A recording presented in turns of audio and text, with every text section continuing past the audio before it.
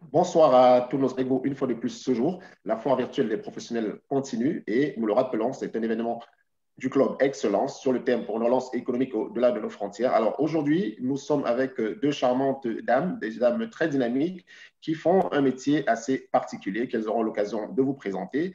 Nous allons parler aujourd'hui de la création d'une identité de marque unique et mémorable pour femmes entrepreneurs. Donc vous l'avez compris aujourd'hui, nous allons parler d'entrepreneuriat au féminin et pour cela, nous aurons deux personnes, deux entrepreneurs féminins qui auront des conseils à passer à toutes les personnes qui sont intéressées par l'entrepreneuriat au féminin. Peut-être qu'il y aura des conseils qui pourront également intéresser des hommes. Je n'en sais pas plus que vous. Nous aurons l'occasion de les découvrir. Alors, sans plus tarder, je vais vous présenter Sandrine Pacotte. Bonsoir Sandrine et bienvenue parmi nous.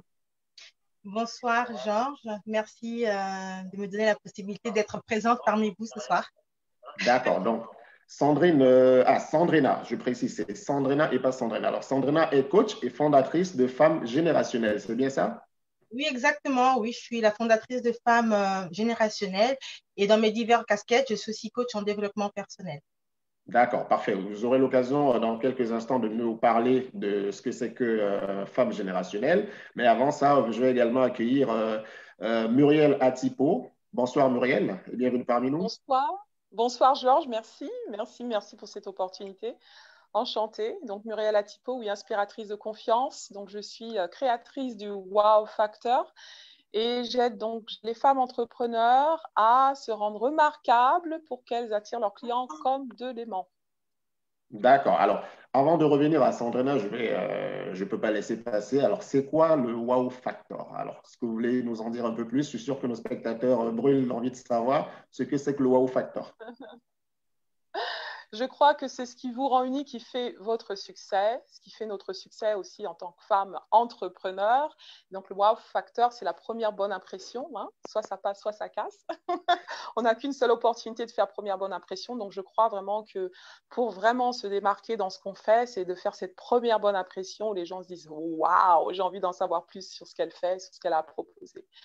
Donc, c'est cette première bonne impression, finalement, se rendre remarquable. D'accord, mais nous le rappelons, la foire virtuelle des professionnels est un événement inédit en Afrique en cette période de crise sanitaire. Donc, nous l'espérons, nos spectateurs, nos exposants, nos partenaires ont réussi à ressentir le wow factor que nous avons voulu créer au sein de la communauté. Donc, nous espérons avoir réussi. Muriel nous dira en tant que participante à la foire virtuelle des professionnels si, en tant que si le club Excellence a réussi son wow factor. Alors, Sandrina, je reviens vers vous. Parlez-nous de femmes générationnelles. C'est quoi femme générationnelle? Alors, Femmes Générationnelles, c'est tout simplement un réseau de femmes engagées, des femmes qui sont engagées vraiment dans leur quête spirituelle avant tout, parce que pour moi, c'est très important aujourd'hui de pouvoir avoir vraiment une source et une quête spirituelle. Et ensuite, une femme engagée vraiment dans le secteur de l'entrepreneuriat et bien évidemment dans leur vie sociale. Voilà pourquoi je définis toujours Femmes Générationnelles comme un réseau de femmes engagées dans leur quête spirituelle avant tout, sociale et ensuite financière parce que bah, aujourd'hui, sans les finances, on ne peut pas aller bien loin. Et donc, en fait, c'est un faisceau d'aptitudes, de compétences qui vont permettre tout simplement à une femme de pouvoir s'inscrire dans la durée selon les différents profils, puisqu'il y a différentes femmes, différents secteurs d'activité. Et donc, quelle que soit la femme qui se considère dans cette génération et qui veut tout simplement impacter, eh ben, le réseau Femmes Générationnelles est tout à fait là pour l'accompagner dans cet élément-là.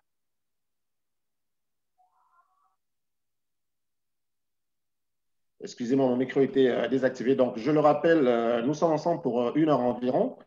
Une heure pendant laquelle nous allons parler de personal branding, leadership, mindset. Et je vous passerai la parole à Sandrine et à Muriel pour que vous parliez à nos spectateurs, à vos clients, aux femmes entrepreneurs des notions de personal branding, leadership et mindset. Alors, avant de vous passer la parole pour nous en dire un peu plus sur ces différents sujets, avez-vous le sentiment aujourd'hui que la notion de, parce que j'ai vu vous êtes toutes les deux coachs, n'avez-vous pas le sentiment aujourd'hui que le terme coach est plus ou moins galvaudé et qu'il devient difficile de savoir exactement ce que ça signifie? Parce qu'effectivement, on peut avoir des coachs dans différents secteurs d'activité, mais on a l'impression aujourd'hui Tout à l'heure, Sandrine a parlé de spiritualité, qu'aujourd'hui, les coachs sont un peu les nouveaux gourous, les nouveaux pasteurs vers qui il faut se tourner pour tout type de problème. Alors, vous, aujourd'hui, que pensez-vous de ce phénomène de coaching qu'on voit sur toutes nos pages, sur toutes les plateformes? Quel est votre sentiment avec cette montée, cette popularisation du métier de coaching? Sandrina d'abord. Ouais. Alors moi, déjà, il faut savoir que pour moi, le développement personnel, parce que c'est quand même la base du coaching, est au service du spirituel. C'est pas le spirituel qui est au service du coaching, mais c'est le coaching qui va être au service du spirituel. Donc, on va se servir des notions, des outillages du coaching pour pouvoir développer ces outillages dans sa spiritualité. Alors aujourd'hui, c'est vrai que c'est vraiment peut-être pas le sujet parce que la spiritualité, elle est vraiment large, en long et en large, et donc la spiritualité s'évertue sur des horizons qui sont beaucoup plus grandes. Hein. On ne parle pas de religion, mais on parle vraiment de spiritualité, donc vraiment de cet être qui est à l'intérieur de nous, hein, de notre moi, et donc à travers donc finalement le développement personnel qui va nous permettre de grandir, qui va nous permettre de croître à travers nos aptitudes, à travers nos qualifications, nos qualités et ce qu'on a à pouvoir atteindre des paliers, des objectifs. Et donc, pour répondre tout simplement à ta question, est-ce qu'aujourd'hui, le coaching est galvaudé? Mais moi, j'ai envie de te dire, comme toute chose, finalement, comme toute chose, on retrouve toujours du positif et du négatif.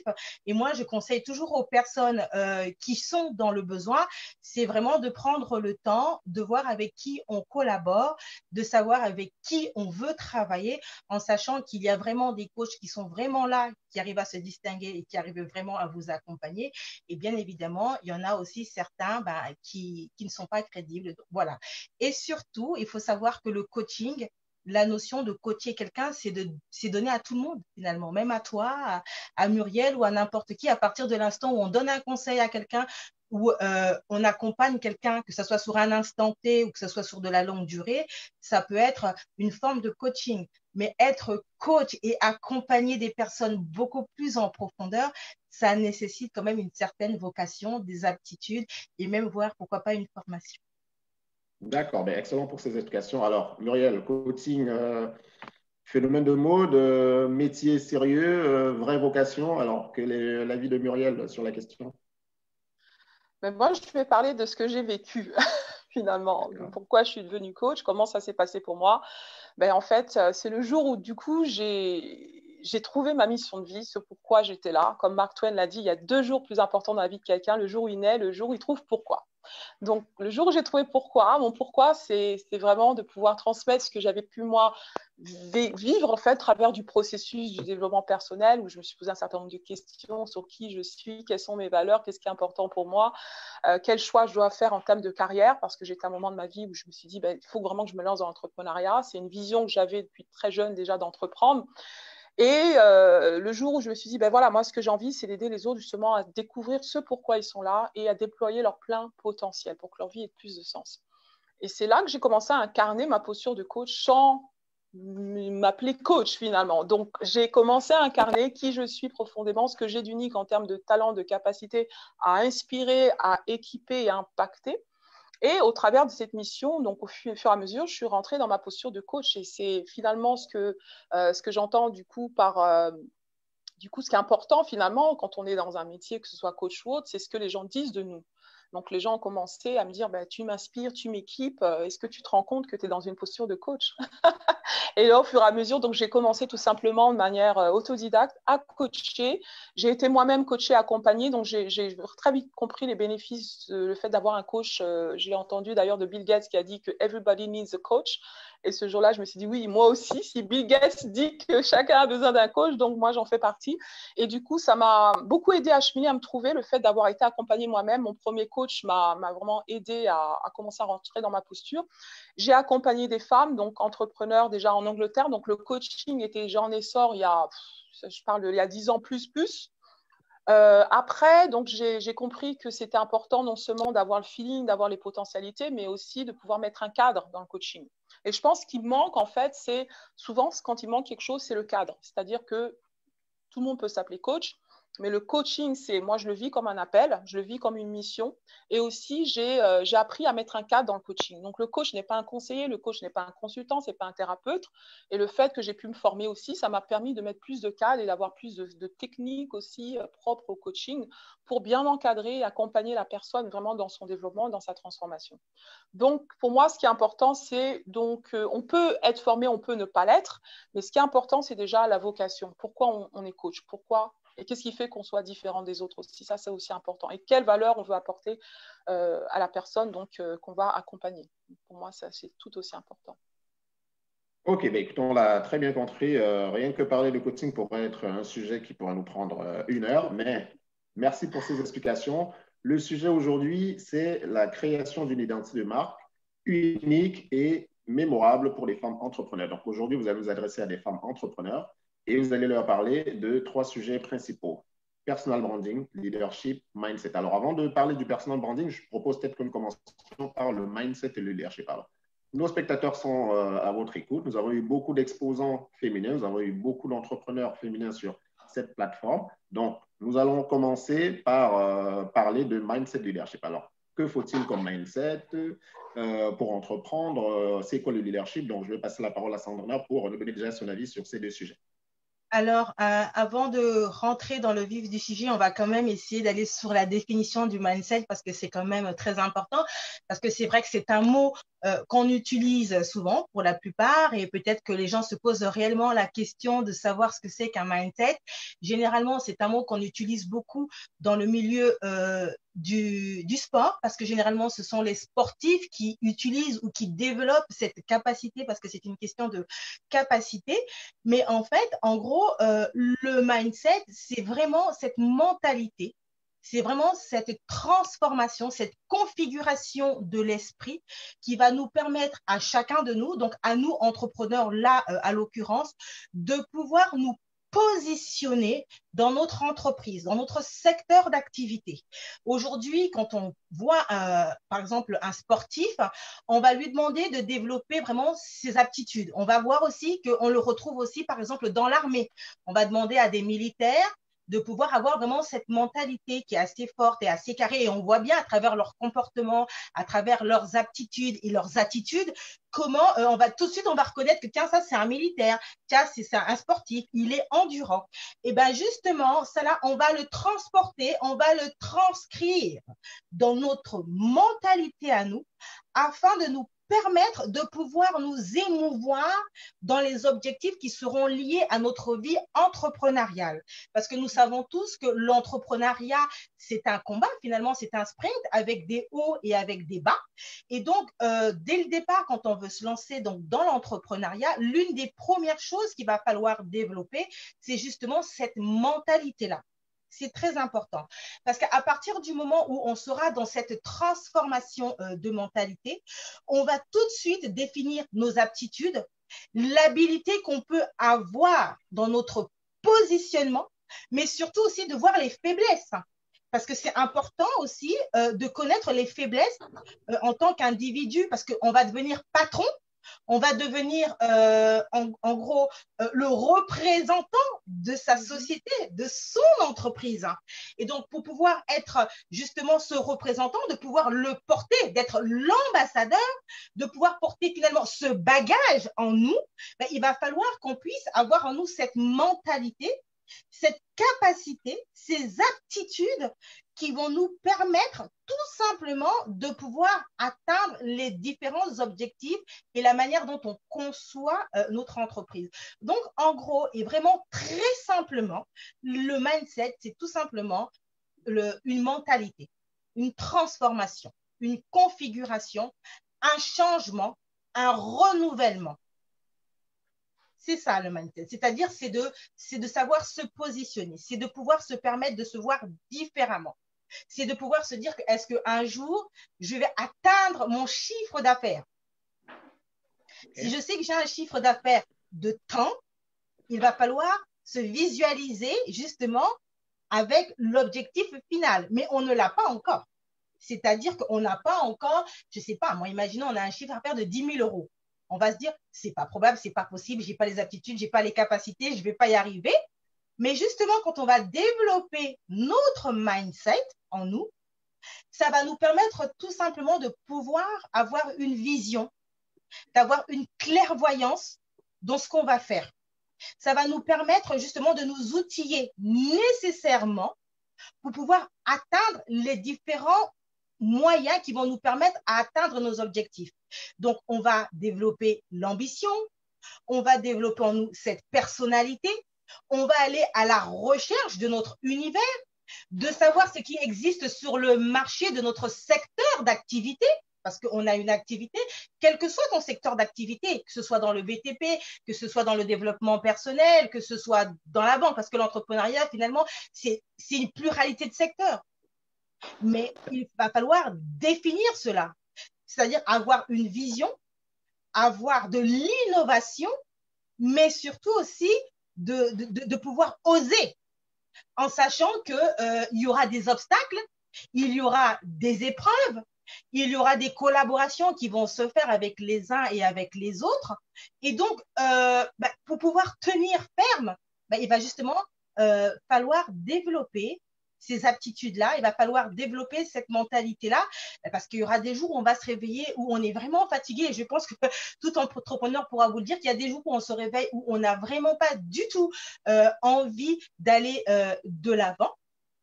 Mais quand on a cette mentalité en nous, quand on aura développé ce processus, parce que c'est un process finalement, et ben à partir de cet instant-là, on aura beaucoup plus de force en nous, parce qu'il va falloir aller chercher cette force au-dedans de nous pour pouvoir tout simplement nous positionner dans notre secteur d'activité.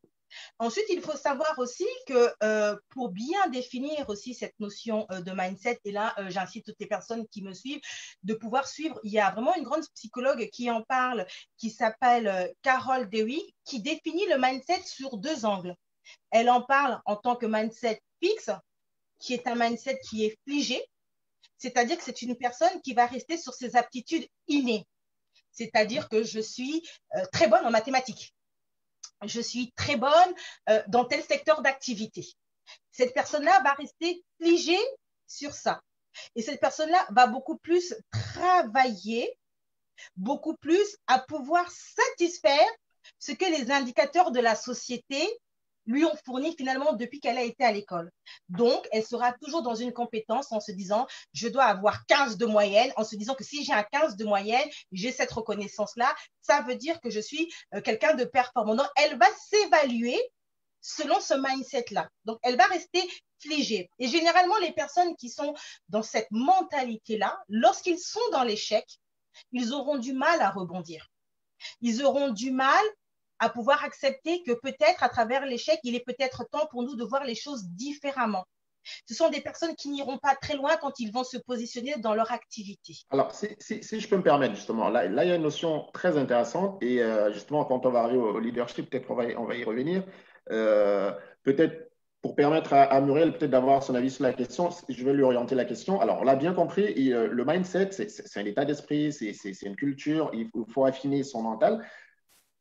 Il y a des personnes qui sont plus à l'aise à fournir certains efforts ou à avoir une certaine mentalité. Et comme m'a dit quelqu'un un jour, comment veut-on apprendre à quelqu'un à avoir la flamme au ventre à 4 heures du matin pour aller courir après ses objectifs si ça ne vient pas de lui? Alors, la question que j'ai envie de poser, peut-être que Muriel a envie d'ajouter quelque chose à ce qu'a dit Sandrina sur la définition, la compréhension du mindset, mais peut-on coacher tout le monde à avoir le mindset qu'il faut pour entreprendre? Peut-on coacher aujourd'hui toute femme qui va entreprendre et lui inculquer par le coaching ce mindset, cette flamme, cette force, cette envie, cette mentalité dont tu as parlé, Sandrina?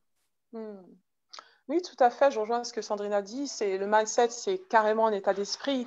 Donc, c'est souvent, j'aime bien l'illustrer comme la partie cachée de l'iceberg. Quand on voit quelqu'un qui a réussi, on se dit, waouh, ils ont réussi, tout superbe. Mais comment ils ont réussi? Pourquoi ils ont réussi? Donc, comme quelqu'un a dit, 80% de notre succès dépend de notre mindset qui constitue finalement 80% de ce qu'on accomplit ou pas dans la vie. Donc, quand on veut tous atteindre des objectifs, on a tous un idéal de vie dans l'entrepreneuriat. Donc, voilà, si on se lance dans l'entrepreneuriat, c'est pour réussir. Maintenant, quand on se pose et qu'on se demande comment puis-je réussir à atteindre mes objectifs, quels qu'ils soient, la première chose sur laquelle il va falloir travailler, c'est ce que je fais donc avec les femmes que j'accompagne. Donc, dès qu'elles disent j'ai envie de créer mon entreprise, j'ai envie de booster mon entreprise. Donc, dans un premier temps, en amont, avant de poser toute stratégie ou toute action qui constitue en fait juste la partie émergée de l'iceberg, les 20% et les actions qu'on va mettre en place, on va travailler sur les 80%. Ça, c'est la loi de Pareto. Donc, c'est finalement, c'est clair. Donc, du coup, ce qu'on va faire, c'est que du coup, on va se pencher sur le mindset. Donc, quel état d'esprit on doit être pour réussir. Et la plupart, quand on parle d'entrepreneuriat féminin, les femmes qui viennent me voir, les problématiques qu'elles ont en termes de mindset, c'est souvent ça. C'est souvent la peur de l'échec. Si je me lance et si ça ne fonctionne pas, qu'est-ce que les gens vont dire? La peur de se mettre en avant. Donc, il y a tout un tas de problématiques au niveau du mindset. Si donc, le mindset n'est pas vraiment boosté, on va entreprendre, on va mettre en place des stratégies. Et si, du coup, dans son mindset, on n'y croit pas, ou on a du mal justement à avoir donc, les outils pour rester motivé, boosté, d'aller jusqu'au bout et déterminé pour faire que ça fonctionne, ça risque d'être destructeur finalement. Donc, moi, j'aime bien dire que le mindset, c'est finalement, donc, quand on a un mindset, ce que j'appelle gagnant-gagnant, donc, soit je gagne, dans tous les cas, même si j'essaie quelque chose, ça ne fonctionne pas du premier coup, au lieu de l'appeler échec, je vais l'appeler apprentissage. Et donc, c'est important d'avoir un mindset comme ça, parce que beaucoup d'entrepreneurs qui se lancent ont des associations qu'ils font, c'est-à-dire que le cerveau, le fait qu'on a tendance à lui donner certains messages qui peuvent être négatifs, je ne réussirai jamais, c'est compliqué, c'est toujours les autres qui arrivent, pour moi c'est compliqué, le cerveau commence donc à se forger une identité par rapport à ces messages qu'on lui donne. Et donc cette identité, c'est ce qui va du coup faire en sorte que quand la personne se met en action, si son identité lui dit que tu n'y arriveras jamais, c'est compliqué pour toi, donc cette identité aura toujours raison. Et c'est souvent ce qui se passe, ce qui fait la différence entre des entrepreneurs qui arrivent vraiment à s'accomplir parce qu'ils surmontent les difficultés. Donc, quand Sandrina a parlé justement le mindset de développement, c'est un entrepreneur qui se dit malgré les challenges, je surmonte, je trouve des moyens, je relativise face à l'échec. Je me dis finalement, si je me réévalue, je me remets en question, je trouvais toujours les moyens de réussir. Mais d'autres sont plus dans un mindset fixe parce qu'ils n'ont pas vraiment boosté leur état d'esprit à la base. Donc, pour moi, c'est ce qui fait vraiment la différence. La partie cachée de l'iceberg, c'est sur ça qu'on doit travailler en premier lieu. D'accord. Alors, avant que nous arrivions au leadership, je tiens quand même à préciser que aujourd'hui, nous parlons d'entrepreneuriat féminin. Alors, le constat, il est simple. Hein, pour une jeune femme aujourd'hui, alors jeune, moins jeune, plus jeune, tout ce qu'on veut, les contraintes sociales, elles sont ce qu'elles sont. En fonction des sociétés, en Afrique, c'est beaucoup plus contraignant. En Occident, il y a beaucoup d'avancées qui sont faites, mais la jeune femme doit faire face à beaucoup de contraintes. Donc, c'est une chose de dire, voilà, il faut avoir le bon état d'esprit, il faut persévérer, il faut avancer. Mais malheureusement, force est de constater que beaucoup de jeunes femmes se réveillent. Quand on est marié, il y a des contraintes. Si on ne l'est pas, il y en a. Si on a des enfants, c'est plus de contraintes encore. Si on n'en a pas, quelquefois, des femmes, ils ont la contrainte de se dire est-ce que je ne suis pas en train de sacrifier mon avenir en tant que mère pour suivre des objectifs? Donc, il y a beaucoup de questions que des jeunes femmes se posent. Donc, ça demande particulièrement une force de caractère, une force mentale particulière, encore plus même, je pense, que chez un homme.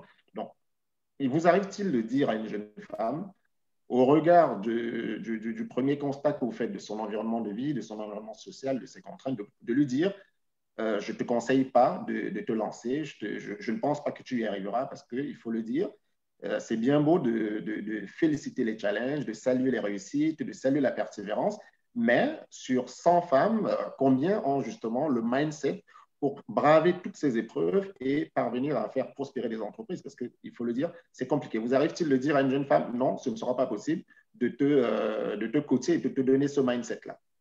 Alors, Muriel, si elle me le permet, avant de répondre à ta question, je vais tout simplement l'illustrer vivement parce que justement, tu as été tout de suite là sur l'instant T, tu as été un bel exemple.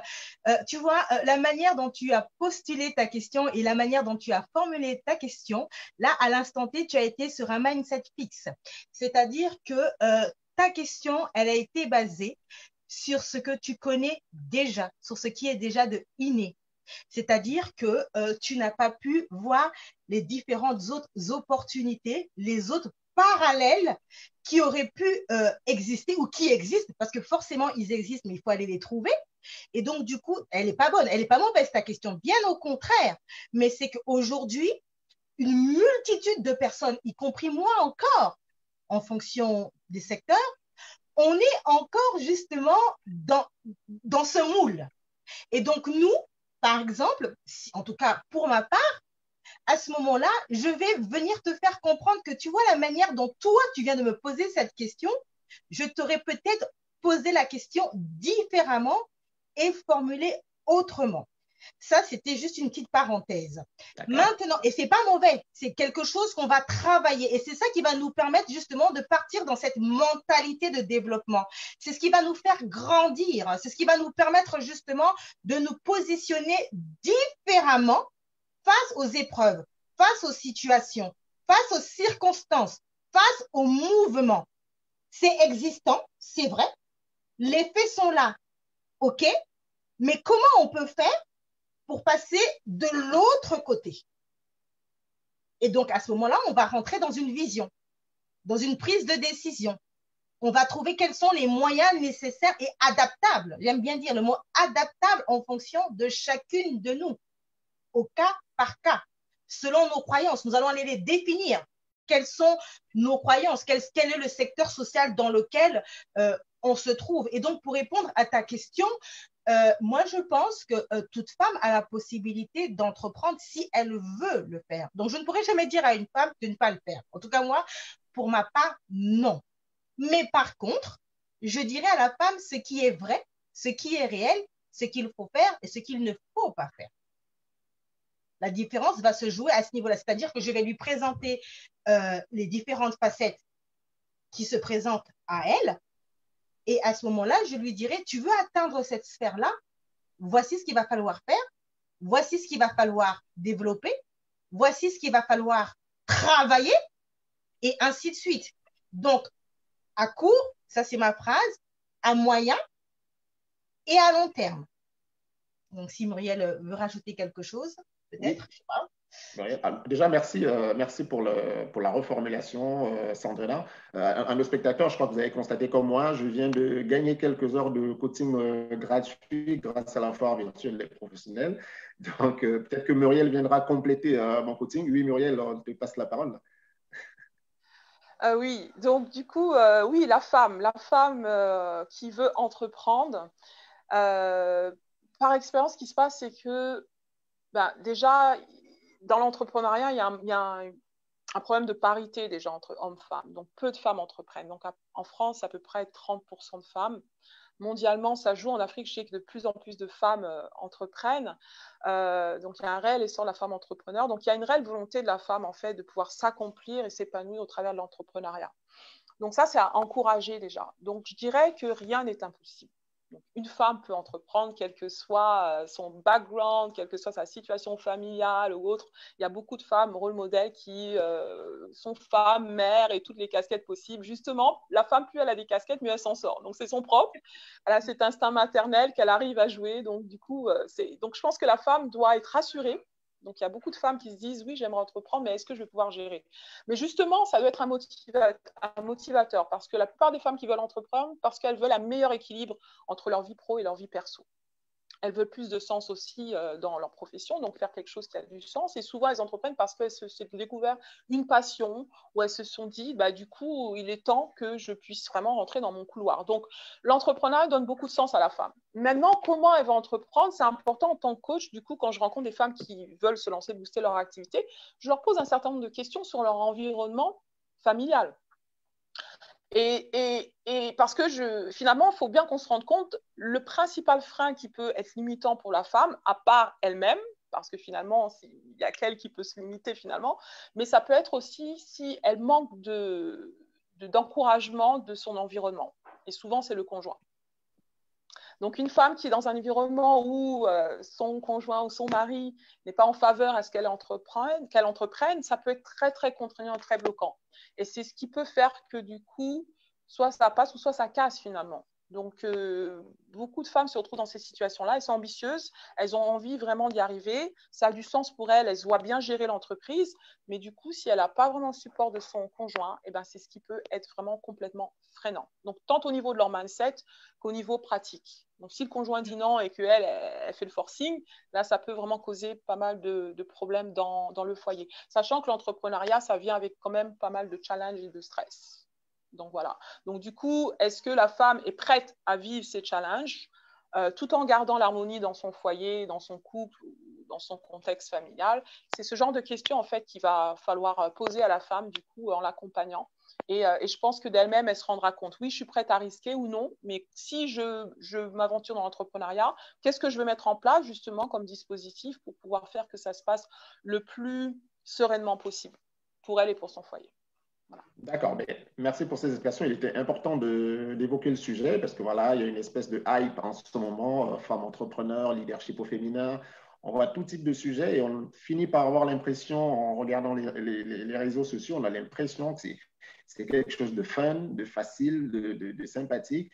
Il est important de souligner qu'effectivement, c'est quelque chose d'extrêmement contraignant, d'où il était important de commencer par la notion de mindset et bien expliquer qu'il faut avoir un état d'esprit particulier, il faut avoir un état d'esprit d'entrepreneur pour pouvoir réussir tout en tenant compte des contraintes environnementales. Et une fois qu'on a vérifié qu'on a ou pas ce mindset, il faut à présent, pour réussir dans l'entrepreneuriat, avoir des qualités de leadership, ce qui nous amène à notre deuxième sujet, le leadership. Alors, qu'est-ce que nos femmes entrepreneurs ont besoin de savoir sur le sujet du leadership? Alors, il faut savoir que le leadership se définit de plusieurs façons et de plusieurs manières. Parce que le leadership, pour la plupart du temps, les gens le définissent comme une personne qui a du charisme. Alors que avoir du charisme n'est qu'une aptitude. Le leadership ne se manifeste pas au fait qu'on ait du charisme. Le leadership, c'est de la capacité d'un individu à pouvoir organiser, atteindre ses objectifs et surtout de pouvoir impacter les personnes qui nous entourent. On est leader, on est le numéro 1 de son environnement, de son lieu, de son idée, de sa marque, de son identité. Sur le marché de l'emploi, je suis leader. On va prendre par exemple la gamme du luxe, par exemple, et je vais prendre des exemples pour que tout le monde arrive à comprendre. Si on prend Chanel, on prend Louis Vuitton, on prend Hermès et les différentes marques que nous connaissons tous, elles sont leaders sur leur marché parce qu'elles ont derrière elles déjà toute une stratégie en termes de qualité, en termes de notoriété, en termes d'image de marque qui font en sorte que pour venir les détrôner sur leur marché, ça devient une problématique. Et là, on est vraiment sur un secteur de marché. Voilà pourquoi tout à l'heure, quand j'ai parlé de leadership, il y a plusieurs formes de leadership. Il y a le leadership selon le positionnement de ton entreprise. Il y a le leadership individuel. Sandrina Pacode qui se considère comme une femme leader parce qu'elle est la représentatrice de femmes générationnelles. Et donc, en fonction de cela, elle va développer des qualités où elle aura des capacités ou tout simplement, elle va réussir à fédérer autour d'elle avec d'autres femmes qui vont l'accompagner parce que finalement, être leader, c'est d'être au service des autres. C'est de pouvoir développer justement des qualités qui vont nous permettre de faire en sorte que les gens te suivent dans la manière dont toi, tu veux emmener les choses. Parce que tu as une idée, tu vends une idée, tu proposes une idée. Et dans cette idée-là, tu auras besoin des personnes qui t'entourent. Et à partir de l'instant où tu vas influencer des femmes, ces femmes qui vont vouloir être pas forcément à ton image, et je dis toujours, ne soyez pas à l'image de Sandrina. Pas du tout. Il faut que vous arriviez à trouver votre voie à vous. Mais par contre, vous pouvez prendre les outils, les conseils que Sandrina vous donne, parce que vous ne serez jamais moi. Moi, je suis unique. Et c'est sans langue de bois et c'est sans orgueil. Voilà. Je pense que chacune de nous, en tant que femme, on est unique dans notre genre. Mais par contre, on a tous des aptitudes à développer. Et ces aptitudes, c'est valable pour moi, c'est valable pour X, c'est valable pour Y, Z, pour chacune des femmes. Et donc, c'est ça le leadership. Le leadership, c'est vraiment avoir cette capacité d'influencer, de transmettre, de transcrire, de transporter. Et vraiment, je prends des définitions assez simples, mais vraiment assez latérales pour permettre à toutes ces personnes ou à toutes ces femmes qui nous suivent aujourd'hui vraiment de pouvoir le comprendre. Donc, aujourd'hui, il faut savoir qu'il y a plusieurs types de leadership, en sachant aussi que on peut retrouver aussi un leadership qui est négatif, tout comme aussi il y a un leadership aussi qui est positif. Alors, celui qui est négatif, c'est celui où, en tant que leader, dans son management, eh on va toujours penser que on va travailler beaucoup sur l'aspect extérieur. On va imposer les autres. On ne sera pas dans l'écoute de la collaboration qu'on aura avec les autres. On va travailler pour des mauvaises raisons. On va travailler tout simplement parce qu'on veut montrer aux gens et on veut prouver aux gens, encore une fois de plus, que nous, on est capable. Donc, dans nos objectifs, dans notre enracinement, en fait, finalement, en tant que leader, c'est pas basé sur une bonne gestion humaine. Et donc, du coup, ça crée des conflits. Il y a des patrons qui n'arrivent pas à se faire respecter. C'est pas parce que tu es patron, c'est pas parce que je suis la responsable de femmes générationnelles que du coup, je dois pas respecter les autres femmes qui sont autour de moi. Tout comme aussi, j'aime aussi dire souvent qu'il y a des femmes qui ont des bacs plus 5 et d'autres qui ne l'ont pas du tout. Ce n'est pas ton titre, ce ne sont pas tes diplômes. Oui, tes diplômes te qualifient, tes diplômes te disposent, mais ton leadership, ça sera ce qu'il y a à l'intérieur de toi, ce que tu es finalement. D'accord. Mais là, justement, on ne va pas revenir sur les mêmes contraintes, par exemple, que nous avons évoquées, parlant du mindset, les contraintes environnementales, qui pourraient être les mêmes pour le leadership, parce que je vais peut-être prendre un exemple. Alors, juste pour le préciser, je suis moi-même consultant et une des clientes que j'ai eu à accompagner est allée lancer un projet dans un pays africain que je ne vais pas citer pour éviter toute polémique, avec une culture assez particulière. Elle avait du mal juste à donner la moindre direction à ses équipes, surtout à des hommes, parce que dans ce pays-là, un homme, quelle que soit sa classe sociale, quel que soit son rang dans la société, une femme n'a pas à lui dire ce qu'il doit faire. Son leadership ne marchait pas. Elle a dû revoir sa stratégie et aller développer dans un pays juste à côté. Mais dans ce pays-là, quel que soit ce qui a été mis en place, ne marchait pas juste pour cette simple raison. Donc, il y a bien sûr des contraintes environnementales sur lesquelles on ne va pas forcément revenir, mais je vais prendre quelque chose, je vais être de manière volontairement, je vais être provocateur. Alors, les femmes, pour le leadership, les émotions, les caractères, les personnalités, n'ont-elles pas une influence, quel que soit vous en tant que coach, ce que vous pouvez apporter? Est-ce que ces choses-là n'influencent pas fortement le leadership d'une patronne, j'ai envie de dire, au sein de son entreprise? Muriel, qu'est-ce que vous en pensez? On dit que les femmes sont émotives, caractérielles. En plus, là-dedans, il y en a de tout type de personnalité. Peut-on transformer l'être naturel de quelqu'un juste par le coaching et lui donner des aptitudes de leadership qui lui permettront de mener avec succès son entreprise? Tout à fait.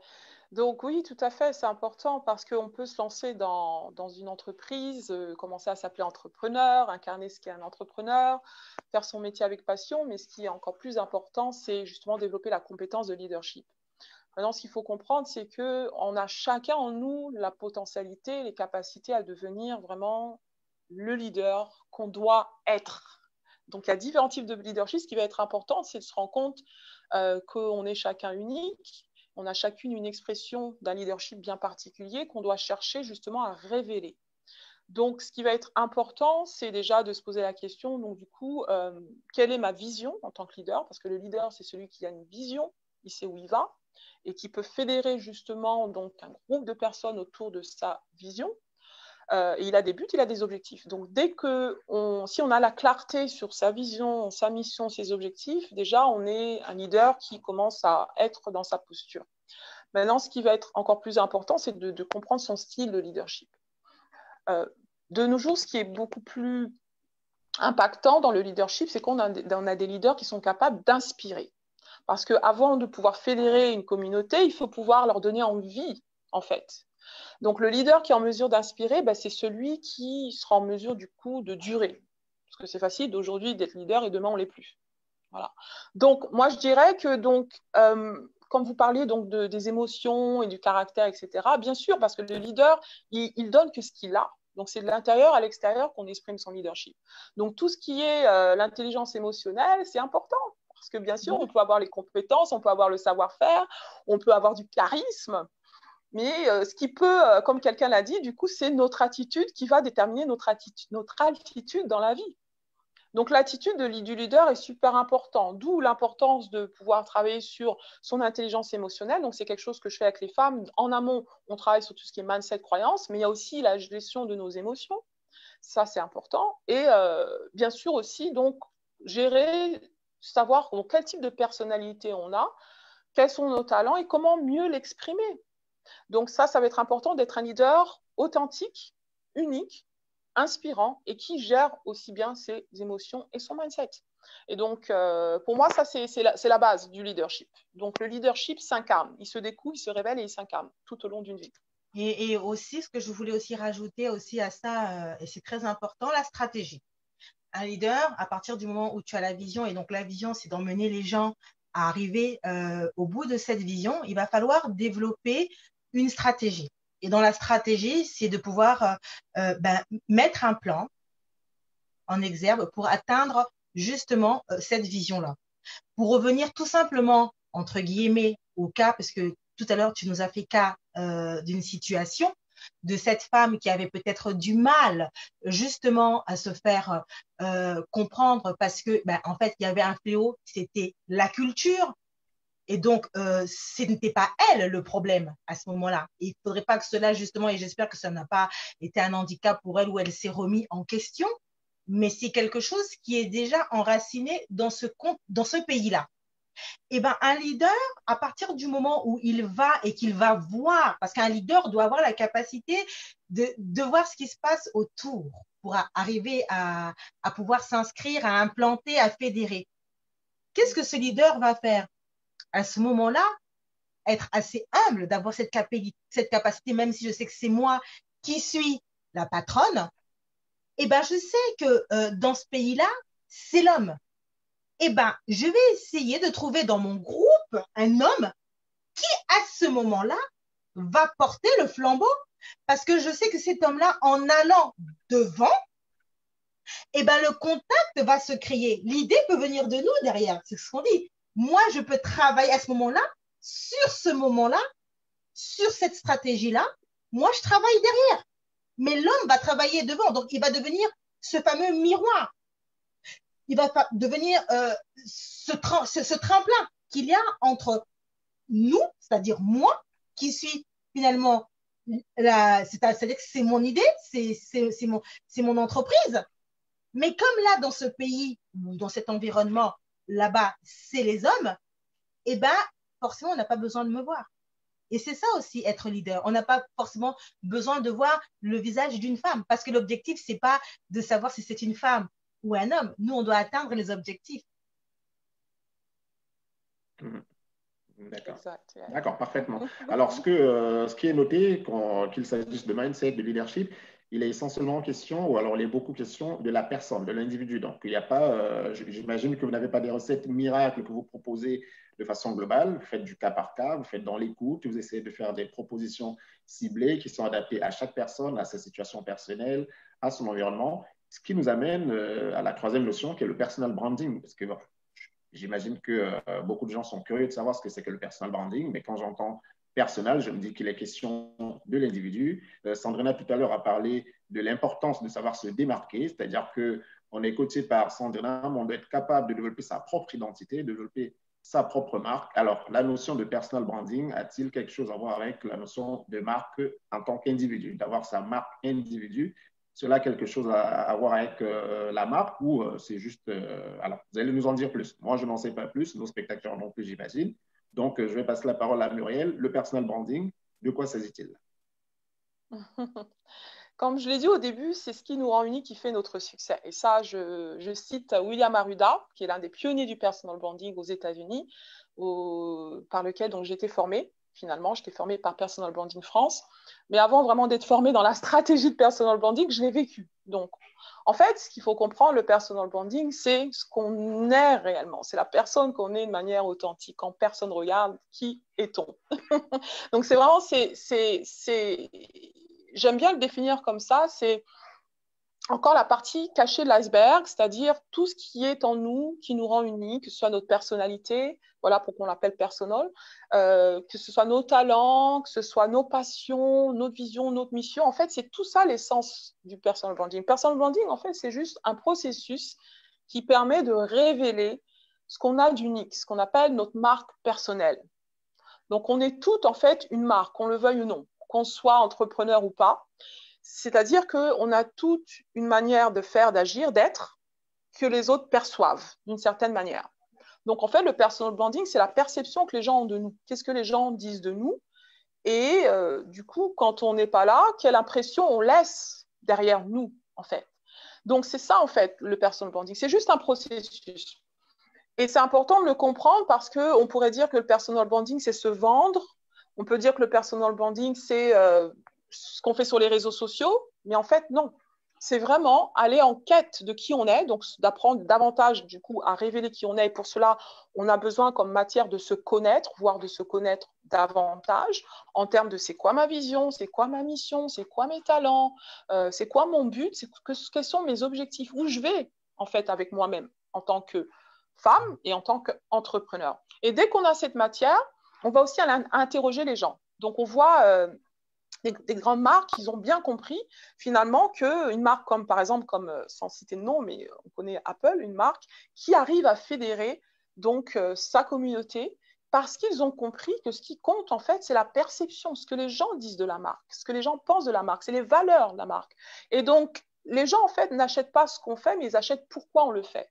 Donc, le personal branding permet justement de pouvoir se positionner de manière différenciante et unique parce qu'on a conscience de pourquoi on fait les choses, sa vision, sa mission. On a conscience de ce qu'on a d'unique qui va nous permettre de nous positionner vis-à-vis de nos forces, vis-à-vis aussi de la concurrence. Et c'est à partir de tout cela, de ce qu'on a d'unique, qu'on va maintenant mettre en place une stratégie de visibilité, de communication et qu'on va commencer donc du coup à proposer ce qu'on a proposé sur le marché. Donc, le personal branding comme processus vient avant le marketing, en fait. Mais beaucoup de gens font l'inverse. Donc, ils communiquent, ils font du marketing et ils oublient qu'ils ont besoin de se rendre compte de ce qu'ils ont comme marque personnelle. Qu'est-ce que je vais exprimer au travers de moi, qui je suis, mes valeurs. Et si c'est une société où c'est genre moi plus une équipe, donc les sociétés ont aussi un branding. Mais le personal branding, donc, c'est finalement, si la marque était une personne, quel genre de personne serait-elle? Parce que finalement, les gens achètent les gens, avant tout. Donc, voilà ce que je peux dire dans un premier temps. Voilà qui est bien dit. Les gens achètent les gens. Alors, Sandrina, que pensez-vous de cette belle phrase et qu'avez-vous à rajouter sur le personal branding? Alors, je suis absolument d'accord avec ce que Muriel vient de définir du personal branding. Et pour moi, aujourd'hui, le personal branding, je le prends beaucoup plus comme la personnalité, finalement, l'identité même, c'est-à-dire l'essence même de ton entreprise. Parce que là, on le parle en termes d'entreprise, mais après, on peut aussi le rebondir sur nous en tant qu'individus. Mais là, étant donné qu'on s'adresse donc à des femmes entrepreneurs, et donc on parle beaucoup plus de personnel branding sur le secteur de l'entrepreneuriat et donc de ton entreprise. Donc, on rentre vraiment dans un côté stratégique individuel. Et donc, quand on veut positionner son entreprise, eh ben justement, il va falloir la définir dans son identité. Parce que justement, le personnel branding, c'est ce qui va te permettre de pouvoir t'enraciner et de pouvoir tout simplement te positionner et de grandir. Et en sachant que le personnel branding grandit. On peut commencer petit, parce que vision, comme elle l'a dit tout à l'heure, mission, dans les collaborations, l'innovation, la créativité, toutes ces choses-là vont faire en sorte que, mais dès le départ, il faut déjà savoir, pas qui on est, qui est notre entreprise, qu'est-ce que notre entreprise veut faire, où est-ce que notre entreprise veut aller, quelle est la cible, quelle est la segmentation. C'est-à-dire, toutes ces choses-là, ce sont des questions qu'il faut se poser pour mieux avoir un personal branding. Parce que finalement, pour avoir une signature, parce que moi, c'est comme ça que j'ai défini, une signature. Aujourd'hui, quand on va quelque part, on signe quelque part. On signe un chèque, on signe un contrat. Ça fait gage de ce qu'on est. Ça fait gage de qui on est en termes de crédibilité, en termes de positionnement, de se reconnaître. Mais comme l'a dit Muriel, après, on va en définir, je vais lui laisser le temps de pouvoir en définir et moi de l'accompagner. Mais pour moi, le personal branding, c'est vraiment l'identité de ton entreprise, l'essence même de ton entreprise. C'est-à-dire aujourd'hui, où est-ce que ton entreprise, dans quel secteur ton entreprise se positionne, où est-ce qu'il veut nous emmener et comment il compte nous emmener. Quelle histoire a ton entreprise? Excellent. Alors, j'ai une de nos exposantes partenaires, une femme entrepreneur qui vous suit attentivement et qui voulait rajouter quelque chose. Alors, je vous lis son message. Alors, juste un instant que je le retrouve rapidement. OK, je crois qu'un aspect fondamental du leadership, c'est la fondation spirituelle dans laquelle le leader trouve sa mission, sa raison d'être et peut susciter auprès de ses suiveurs pour la motivation pour atteindre leurs objectifs. Donc, je crois que ça rejoint un peu ce que Sandrina et Muriel nous ont présenté tout à l'heure. Alors, sur le personal branding, sujet très intéressant. Le personal branding a pour but de bâtir et gagner la confiance des prospects, clients, audiences dans un contexte où les personnes sont inondées de toutes sortes d'offres, de produits, de services parmi lesquels on ne sait pas discerner à qui faire confiance, qui est bon et qui ne l'est pas. Ça, c'était la contribution de Suzanne Moellet, une femme entrepreneur qui est exposante et partenaire de la foire virtuelle. Merci Suzanne pour ces contributions. Alors, après toutes ces explications que je vais qualifier de techniques, je vais revenir sur les choses un peu plus terre à terre. La notion d'entrepreneur. Je l'ai dit, on en entend beaucoup parler, femmes entrepreneurs, leadership au féminin. Il y a beaucoup de mouvements qui naissent autour du leadership féminin, de l'entrepreneuriat de la femme. Alors, je vais poser une question. Le sentiment que j'ai en tant qu'homme quand je regarde tout ça, c'est que nos mamans qui se débrouillent en Afrique, là, qui se lèvent à 5 heures du matin pour aller acheter du macabo, du poisson, qui vont les exposer sur les marchés, ils passent toute la journée, s'occupent des enfants. J'ai l'impression qu'elles sont exclues de ce mouvement. Vous, aujourd'hui, en tant que coach, considérez-vous ces femmes-là qu'on appelle au Cameroun, par exemple, Bayam Selam, je ne sais pas comment on les appelle dans d'autres pays d'Afrique, ces femmes débrouillardes, entre guillemets, sont-elles considérées comme des entrepreneurs ou alors on leur conserve leur titre de débrouillarde? Qu'en pensez-vous? Ben, il faut savoir que déjà, l'entrepreneuriat sur un système économique, c'est reconnu dans tout le système économique d'un pays, d'un continent ou d'un secteur d'activité. Et comme je l'ai dit dernièrement, il y a une différence entre l'action d'entreprendre et l'entrepreneuriat en tant que tel. L'action d'entreprendre n'est que le commencement de l'entrepreneuriat. C'est-à-dire qu'aujourd'hui, je peux commencer à entreprendre quelque chose et généralement, ce sont des qualités qui sont données à la femme. C'est-à-dire que cette femme-là, elle est multipotentielle, multicasquette, elle va se réveiller, elle va avoir des revenus sous-jacents, elle va essayer de mettre des choses autour d'elle pour pouvoir générer justement un flux financier qui va lui permettre de vivre sur ce moment, sur cet instant T. Ça, ce n'est pas de l'entrepreneuriat, c'est l'action d'entreprendre. Donc, on est dans un commencement. Maintenant, l'entrepreneuriat va commencer de là, mais après, il y aura donc un processus qui va permettre, c'est comme on a dit, comme une femme qui dit, j'ai commencé par 1, j'ai commencé par 2, j'ai commencé par 3, par 4, et un jour, bien évidemment, quand on va écouter son histoire, on va trouver que son histoire est très belle. On entend beaucoup ce genre d'histoire. Mais c'est que les gens oublient, c'est qu'il y a eu un cheminement. Elle a eu l'idée, il y a eu la prise de décision, l'action, mais après, elle s'est formée, elle s'est fait entourer. Elle est partie dans son pays chercher à savoir qu'est-ce qui existe sur le plan administratif. Elle va se positionner sur un marché. Et à partir du moment où elle va se positionner sur un marché, elle va rentrer dans des objectifs. Et pour atteindre les objectifs de son marché et surtout de son entreprise, elle va rentrer bah, dans une compétition entre prospects, clients. Et là, elle va vivre maintenant une vie entrepreneuriale. Et là, elle peut se considérer comme une entrepreneuse. Parce que là, ça devient un métier, un corps de métier. Excellent. Ben, voilà qui est clair. Alors, Muriel, quelque chose à rajouter ou peut-être un avis différent? Oui, je rejoins Sandrina sur le fait qu'il y a une nuance entre entreprendre et vraiment entrer dans une posture d'entrepreneur. Parce que pour revenir à l'entrepreneuriat féminin, donc il y a de plus en plus de femmes qui entreprennent, mais ça ne fait pas pour autant d'être des entrepreneurs. Je rencontre des femmes qui ont une forte envie de se mettre à leur compte, elles commencent, elles ont une passion, elles y croient, mais ce qui peut leur manquer justement, c'est cette posture d'entrepreneur, c'est-à-dire c'est la vision de l'entrepreneur, le mindset de l'entrepreneur, et c'est du coup la stratégie, c'est le long terme, est-ce que j'ai des objectifs ou est-ce que c'est simplement un hobby?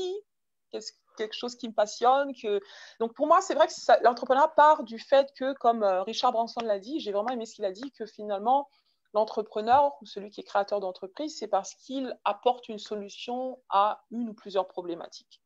Donc, dès lors qu'on apporte une solution à une problématique, c'est innovant ou soit, du coup, on veut tout simplement apporter notre touche ou on veut laisser notre empreinte quelque part, donc à être en mesure de pouvoir apporter de la valeur ajoutée, on a la potentialité de pouvoir faire de ce projet, de cette idée, une réelle entreprise. Mais ce qui va être déterminant pour que ça soit vraiment le cas, c'est comme elle disait, c'est de pouvoir avoir donc stratégie, objectif, vision et d'avoir aussi un leadership qui va faire que du coup ça se développe vraiment en entreprise pérenne. C'est ça aussi le truc. Aujourd'hui, je peux entreprendre et demain, je peux ne plus entreprendre. Est-ce que ça fait pour moi un entrepreneur? Non. Dès lors que j'arrête, c'est comme tout corps de métier. Si aujourd'hui, je suis enseignant et que demain, j'arrête d'enseigner, ma vocation, c'est arrêter du coup. Donc, moi, je vis plutôt l'entrepreneur comme une vocation et du coup, qu'on va donc déjà, dès le départ, visualiser sur du long terme. Et puis à partir de là, de plus en plus, du coup, on rentre dans sa posture parce que c'est un apprentissage, de toute façon, l'entrepreneuriat. Donc, pour les femmes qui sont, comme vous dites, elles sont soit commerçants, marchandes, peu importe ce qu'elles font, dès lors qu'elles ont une vision, voilà où je veux emmener mon entreprise, moi je dirais que voilà, elles sont vraiment dans l'entrepreneuriat. Mais si c'est seulement l'instinct de survie, c'est aujourd'hui, au jour le jour, c'est limitant. Et là, ça peut s'essouffler du coup. Donc, moi, je pense pour ces femmes-là, elles ont un réel potentiel parce que je pense qu'il y a quelque part une femme qui nous a inspirés. Moi, je peux penser du coup à ma mère qui a été un modèle d'inspiration, même si elle n'a pas été entrepreneur, mais elle a entrepris à sa manière. Je pense aussi à ma grand-mère aussi qui entreprenait. Mais ce qui a manqué, c'est justement la vision. Où je veux aller avec ça. Et je pense qu'il faut qu'on encourage justement les femmes qui sont, que ce soit ici ou en Afrique, qui ont cette passion, elles ont envie de changer le monde et elles ont juste besoin d'être encadrées. Moi-même, quand je me suis lancée, donc j'ai été chercher les conseillers, même si j'avais cette fibre commerciale, mais j'avais besoin de structure, j'avais besoin de savoir comment je vais planifier mon entreprise. Et ce qui manque à certaines femmes, et c'est pour ça que j'ai vraiment envie d'ailleurs de plus en plus justement d'atteindre les femmes qui sont avec ce désir vraiment de se déployer dans l'entrepreneuriat, de pouvoir les équiper, donc avec des outils coaching, formation et autres. Donc je pense qu'on doit vraiment se déployer pour aider ces femmes. Voilà. D'accord, ben, merci pour ces explications. C'est une question qui concernait ma mère, donc un message à ma mère. Non, je suis désolé, tu n'es pas entrepreneur. Donc, merci, mesdames, pour ces éclaircissements. Maintenant, ma mère, elle est fixée, elle n'est pas entrepreneur, commerçante, débrouillarde, mais pas entrepreneur. Mais là, le potentiel est là. Le potentiel est là. Voilà. Elle a juste besoin d'être portée si vraiment elle veut aller plus loin avec son entreprise. Voilà, c'est ça. Voilà. Et de savoir où est-ce qu'elle veut emmener, voilà. Où elle veut emmener son commerce et où elle veut se positionner justement dans son secteur d'activité, dans son commerce. Voilà, exactement. Donc je lui ai trouvé 2 coachs dont je ne doute pas qu'elle pourra passer de l'étape de commerçante à entrepreneur. Merci beaucoup. Alors, nous abordons aujourd'hui un sujet vraiment très passionnant, très intéressant et malheureusement, nous sommes pris par le temps. Il nous reste à peu près 5 minutes. Avant de vous poser une dernière question, je voulais avoir votre avis sur l'observation qu'on fait également. Nous avons beaucoup parlé de transformation digitale tout au long de cet événement. Je pense que c'est un sujet à la mode, que vous connaissez bien. Que pensez-vous de ceux qui disent que le digital, parce que voilà, la transformation digitale, c'est une chose, la digitalisation en est une autre. Bon, là n'est pas le sujet. Mais que pensez-vous de ceux qui disent que le digital aujourd'hui, ou alors les réseaux sociaux, qui sont censés favoriser et qui favorisent même le développement de beaucoup de jeunes entreprises, notamment grâce à des événements comme la foire virtuelle des professionnels, sont un facteur clé de succès pour beaucoup d'entrepreneurs, mais peuvent aussi être un frein à l'épanouissement d'une jeune entreprise parce que beaucoup d'entrepreneurs passent beaucoup de temps sur les réseaux sociaux à essayer sur leurs fondamentaux, de travailler sur leur offre, leurs produits, les rendre vraiment solides et pour avoir une vraie proposition de valeur pour les clients.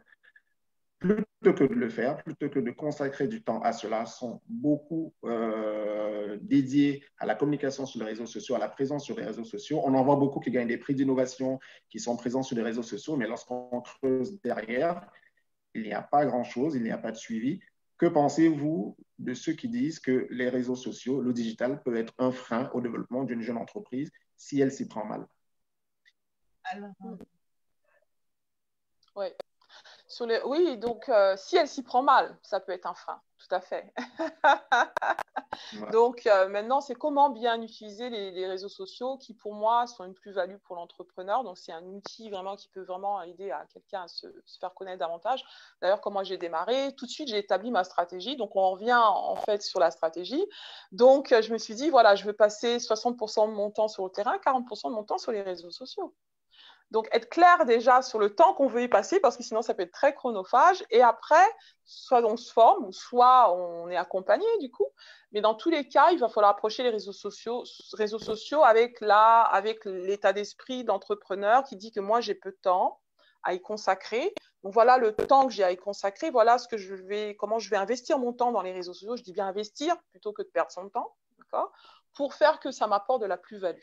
Donc, moi, j'aborderais déjà les réseaux sociaux dans ce sens-là. Je suis quelqu'un je déteste perdre mon temps, donc mon temps, je l'investis. Donc, du coup, quand j'aborde les réseaux sociaux, c'est comment je vais pouvoir optimiser mon temps pour que ça me soit le plus bénéfique possible et que j'ai un retour sur mon investissement. Donc, ça, c'est déjà la manière dont on doit aborder les réseaux sociaux. Après, moi, j'accompagne des femmes qui, soit elles sont en mode anonymat dans les réseaux sociaux parce qu'elles disent c'est trop chronophage, j'ai pas envie de me faire voir. Après, elles se rendent compte que c'est incontournable, surtout dans le contexte actuel. Et du coup, on se pose sur dire que, voilà, tu veux te rendre visible sur les réseaux sociaux. Pourquoi? Déjà, ton pourquoi. Qui tu veux atteindre? Est-ce que ta cible est sur les réseaux sociaux? Parce que si ta cible n'est pas sur les réseaux sociaux, ça ne sert à rien. Est-ce que ta cible, elle est sur Facebook ou elle est ailleurs? Donc, du coup, pourquoi perdre ton temps ailleurs alors que ta cible est sur Facebook? Donc, déjà, d'être très clair sur à qui on parle et où trouver cette cible. Et puis, après, avoir une stratégie. Donc, moi, ce que j'utilise, en fait, j'optimise beaucoup. Donc, sur les réseaux sociaux, Sandrina, elle est vraiment aussi une star dans ça. Donc, c'est important de planifier en amont. Donc, c'est important de planifier donc, son contenu, d'avoir sa stratégie. Donc, qu'est-ce qu'on va communiquer et vers qui et combien de temps on va y passer. Et après, d'optimiser. Donc, il y a des outils vraiment qui permettent de faire de l'automatique et de pouvoir faire que les publications se font même quand on est en train de dormir. Donc, il y a tout ça, en fait. Donc, il y a des outils que les entrepreneurs doivent connaître, en fait, pour pouvoir faire que les réseaux sociaux soient le moins chronophages possible et qu'ils investissent de leur temps. Alors moi, ce que j'enseigne, du coup, dans mes techniques, c'est comment passer juste 9 minutes par jour sur les réseaux sociaux pour rendre sa marque visible et de pouvoir justement s'attirer les clients qu'on cherche sur les réseaux sociaux. Bien sûr, il y a tout ce qui est formation, il y a pas mal de formations qui sont là. Il faut vraiment se former si on veut aller plus loin pour pouvoir vraiment booster sa visibilité et pouvoir vraiment faire tout ce qui est du social du marketing sur les réseaux sociaux pour vraiment investir dans tout ce qui est publicité, ce genre de choses. Mais dans un premier temps, pour quelqu'un qui débute sur les réseaux sociaux, il faudra vraiment être pointilleux sur le temps que je veux investir pour que ça fonctionne et d'avoir une stratégie et des outils. Voilà. D'accord, excellent. Sandrina, en quelques mots? Alors moi, j'aimerais plutôt parler de la notion d'équilibre, la notion d'équilibre parce que c'est important. Oui, les réseaux sociaux aujourd'hui sont essentiels. Et je pense qu'on ne pourra pas y contourner. Donc, du coup, j'invite tout entrepreneur, en tout cas, de se positionner sur les réseaux sociaux, à bon escient, bien évidemment, avec une notion d'équilibre, mais surtout de travailler sur son contenu, sur l'offre, sur le personnel branding, comme on l'a dit tout à l'heure. c'est tout un travail, c'est tout un système. C'est pas d'être sur les réseaux sociaux parce qu'il faut être sur les réseaux sociaux, mais c'est avec une grande stratégie. Il faut savoir à qui on veut parler, au public qu'on veut parler, qu'est-ce qu'on veut dire. Donc, quelle est l'histoire qu'on veut véhiculer sur les réseaux sociaux? Et ça demande vraiment toute une stratégie. On va pas postuler, on va pas poster parce qu'il faut poster, on va pas se mettre parce qu'il faut mettre. Mais derrière, comme elle l'a dit, il y a un plan, il y a une vision. J'ai posté ça. Derrière, je m'attends à ceci. Qu'est-ce qui a marché? Pourquoi pas? À quelle heure il faut que je poste? À quelle heure surtout mon entreprise à moi doit poster et peut poster? Donc, c'est toutes ces choses-là qu'il va falloir savoir et qu'il va falloir connaître. C'est de travailler sur ses offres, c'est très important, et puis de savoir. Et j'ai envie de dire, c'est un peu comme la foire virtuelle, c'est exactement la même chose. Il y a la foire en présentiel, et là, il y a une foire virtuelle, et on est là sur cette foire virtuelle, on est présent, et je pense qu'elle est aussi impactante pour toutes celles qui, en tout cas, du moins, ont été sur cette. Merci pour ce rappel, Sandrina. Nous sommes en effet sur la foire virtuelle des professionnels, un événement organisé par le Club Excellence sur le thème pour une relance économique au-delà de nos frontières. Nous permettons aux entreprises, en cette période de crise sanitaire, de rester présents grâce à des plateformes digitales, de continuer à communiquer avec le client, de se rendre visible. Le Club Excellence est également un réseau collaboratif, un réseau business qui permet de nouer des partenariats. Et lors de cette foire, nous avons permis à beaucoup d'entreprises de se rendre visibles. Nous avons fait naître beaucoup de partenariats. Aujourd'hui, nous avons Sandrina et Muriel qui sont disponibles. Alors, je vais leur donner la possibilité, effectivement, pour nos spectateurs, pour nos exposants qui ont suivi cette conférence, qui auront la possibilité de la suivre un peu plus tard, qui aimeraient rentrer en contact avec vous. Comment faire? Quels sont les points de contact? Avez-vous des sites Internet, des pages Facebook? Sandrina, comment vous contacter? Alors, moi, vous pouvez me contacter par Femmes Générationnelles. Donc, si vous avez besoin de passer via le réseau de Femmes Générationnelles, ben, vous tapez tout simplement Femmes Générationnelles. Je pense que ça apparaîtra sans problème sur tout l'ensemble des réseaux sociaux. Donc, ça veut dire Instagram, Twitter, YouTube, LinkedIn, il n'y a pas de souci. Si vous aviez besoin d'un accompagnement personnalisé et là donc personnel, alors à ce moment-là, vous taperez Sandrina et vous serez sur Switch Confort. Alors aujourd'hui, c'est vrai que j'ai pas trop parlé de ma casquette en tant que coach, puisque là, sur la foire virtuelle, je suis en tant que fondatrice de Femmes Générationnelles. Donc voilà pourquoi je dis que ça dépend de vous, public, dans quelle mesure vous voulez que nous puissions travailler ensemble. Est-ce que vous avez besoin de passer à travers mon réseau? Donc à ce moment-là, c'est Femmes Générationnelles. Et si vous avez besoin d'un accompagnement personnalisé et donc individuel, vous me rechercherez en tant que coach Sandrina Pacotte. Voilà. Et pour le site internet, ça sera www.femmesgénérationnelles.com. Merci beaucoup, Sandrina. Muriel? Oui, alors du coup, les femmes qui entreprennent, qui veulent booster leur activité, aller à leur prochain niveau d'excellence, ou qui démarrent tout simplement et qui se sentent bloquées par soit la peur d'échouer, ou ne sachant pas comment se mettre en avant, comment se démarquer, la peur de ce que les gens disent, si je me mets en avant. Donc tous ces schémas qui peuvent être compliqués. Donc du coup, moi j'accompagne du coup les femmes ambitieuses et déterminées, les entrepreneurs, à sortir de l'anonymat, donc pour qu'elles du coup arrivent à surmonter toutes ces peurs-là qui peuvent être bloquantes et à se mettre en action, à se rendre remarquables pour qu'elles attirent leurs clients comme de l'aimant en ayant une stratégie de marque personnelle qui va être authentique et qui va pouvoir faire la différence dans leur positionnement. Donc, du coup, pour me joindre, donc, du coup, si vous voulez bénéficier aujourd'hui d'une session stratégique offerte de à peu près 45 minutes à 1 heure, où on va pouvoir faire le point sur, bien sûr, qui vous êtes et sur où vous en êtes avec votre marque personnelle. Donc, vous pouvez justement saisir l'opportunité de le faire. Donc, j'ai partagé un lien téléchargeable avec un guide téléchargeable qui s'appelle donc créer l'effet wow. Donc, comment créer la première bonne impression. Je vous partage dans mes 3 top secrets de comment vous pouvez créer l'effet wow pour vous rendre remarquable, faire qu'on se souvienne de vous et attirer vos clients comme d'éléments. Donc, téléchargez le guide. Et du coup, si vous voulez aller plus loin, donc dans le guide, vous aurez la possibilité de pouvoir demander une session stratégique offerte aujourd'hui. Voilà. Et j'ai aussi ma page Facebook que j'ai partagée dans le lien dans le chat, Miss Purple Coach sur Facebook. Voilà.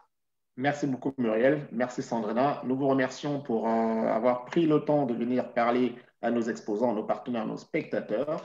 Cette vidéo sera diffusée sur toutes nos plateformes. Elle sera diffusée à un maximum de personnes, à un maximum de partenaires. pour que vos conseils, pour que vos explications soient vues par le maximum de personnes possibles, par le maximum de spectateurs. Nous vous remercions pour votre disponibilité, pour vos explications, tous nos encouragements et nos félicitations pour ce que vous faites déjà, pour ce que vous faites pour les femmes qui sont nos épouses, nos mamans, nos filles. Nous vous disons grandement merci. Merci pour ce que vous faites pour la société et merci pour avoir accepté de participer à la foire virtuelle des professionnels.